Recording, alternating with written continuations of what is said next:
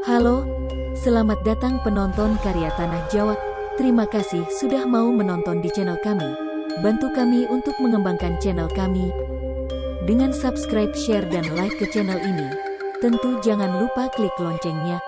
Selamat menonton. Tokoh Punakawan dalam pewayangan memang tidak bisa dilepaskan dari cerita Mahabharata maupun Ramayana. Namun Punakawan bukan merupakan bagian dari tulisan yang dibuat oleh Walmiki maupun Begawan Abiyasa. Punakawan merupakan ciptaan asli dari para pujangga Nusantara. Punakawan sendiri terdiri dari dua suku kata Puna, yang berarti paham, dan kawan, yang berarti teman. Jadi arti dari Punakawan ialah teman yang memahami. Apabila dihubungkan dengan cerita yang menaunginya, Punakawan merupakan sebuah abdi yang selalu setia kepada tuannya. Punakawan adalah abdi yang memahami kegelisahan dari majikannya. Mereka akan selalu menghibur tuannya apabila sang tuan bersedih hatinya. Selain itu, terkadang Punakawan juga bisa menjadi penasehat majikannya. Punakawan sendiri muncul pertama kali diperkenalkan oleh Empu Panuluh dalam cerita Gatotkaca yang merupakan gubahan dari cerita Mahabharata. Empu Panuluh sendiri hidup pada masa kerajaan Kadiri di bawah pemerintahan Srijayabaya. Pada cerita Gatotkaca diceritakan tentang bantuan Gatotkaca terhadap sepupunya bernama Abimanyu yang berusaha menikahi putri dari Sri Kresna. Dalam cerita tersebut, Abimanyu mempunyai 3 punakawan, yakni Jurudyah, Punta, dan Prasanta. Ketiganya dianggap menjadi punakawan pertama dalam sejarah kesusastraan Jawa. Ketiganya saat itu berperan sebagai pengikut saja. Setelah ketiga punakawan tersebut tercipta, maka punakawan berikutnya ialah Semar. Tokoh Punakawan Semar muncul pertama kali pada karya sastra bernama Sudamala saat zaman kerajaan Majapahit. Sunan Kalijaga, seorang yang merupakan ahli dalam hal budaya, sering mementaskan tokoh Semar dengan porsi yang lebih besar daripada yang dikisahkan dalam Sudamala. Dalam perkembangan selanjutnya, peran Semar semakin meningkat karena para pujangga di tanah Jawa dalam karya sastranya bukan hanya menyebutkan Semar sebagai rakyat belaka saja, namun juga sebagai penjelmaan dari Batara Ismaya, kakak dari Batara, guru raja para dewa. Di beberapa daerah tokoh Semar pasti selalu ada dalam pementasan wayang sebagai salah satu punakawan.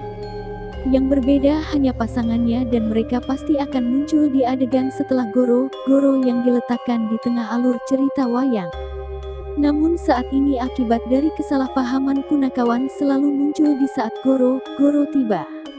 Pewayangan di Jawa Tengah seringkali menggunakan punakawan Semar beserta anak-anaknya, yakni Gareng, Petruk, Bagong, tapi juga terkadang menggunakan punakawan dari golongan raksasa, yakni Togok dan Bilung. Di sini saya akan merangkum alur cerita asal mula wayang yang kita kenal bernama Hyang Ismaya ini, yang kita kenal dengan nama Mbah Semar dan beberapa saudaranya, yaitu Togok dan Batara Guru. Konon, di puncak Gunung Mahameru yang berdekatan dengan Kawah Candradimuka adalah tempat tinggal Sang Hyang Tunggal beserta istrinya yang bernama Dewi Rekatawati.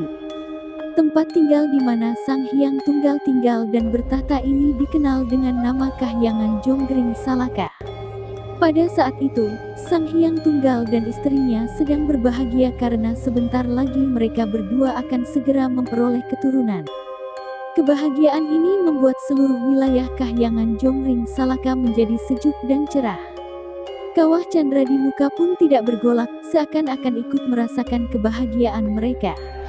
Namun, rupanya kebahagiaan mereka harus tertunda karena Dewi Rekatawati ternyata tidak melahirkan sesosok bayi dewa, melainkan sebutir telur yang besarnya seukuran kelapa. Betapa sedih hati mereka berdua mengalami peristiwa itu. Dengan membawa butir telur yang semakin membesar, Sang Hyang Tunggal bersama Dewi Rekatawati kemudian pergi menghadap Sang Hyang Menang, ayahanda Sang Hyang Tunggal.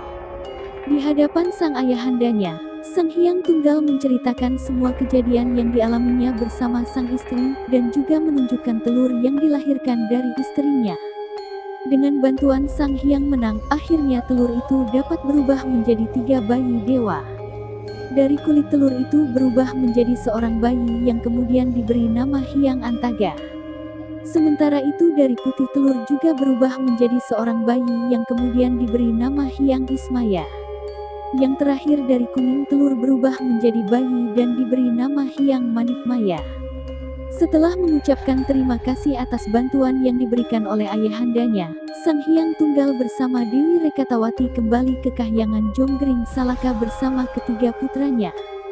Selanjutnya ketiga putranya itu diasuh dan dididik dengan berbagai ilmu serta kesaktian hingga sampai dewasa dan menjadi sosok dewa yang tampan dan berkesaktian tinggi.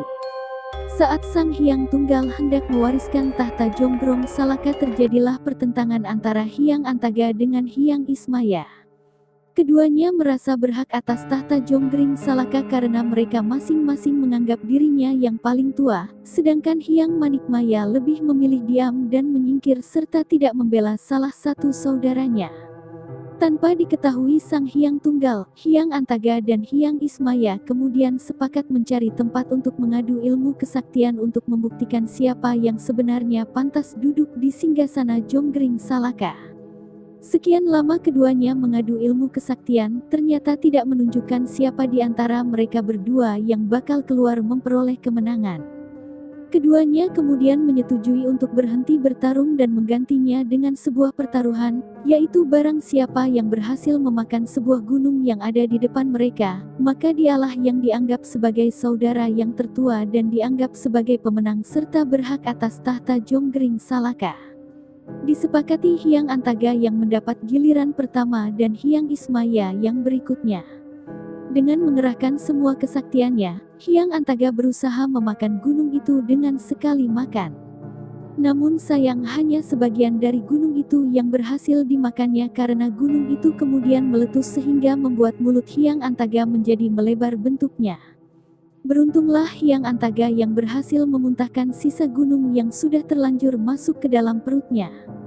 Namun demikian, akibat dari gagalnya memakan gunung itu membuat wajah dan tubuh Hyang Antaga yang semula tampan menjadi buruk rupa karena mulutnya berubah menjadi besar dan melebar.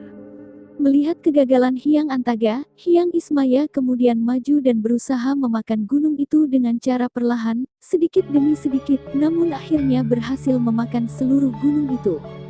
Akan tetapi pada saat akan memuntahkan kembali gunung itu dari dalam perutnya, Hyang Ismaya tidak mampu.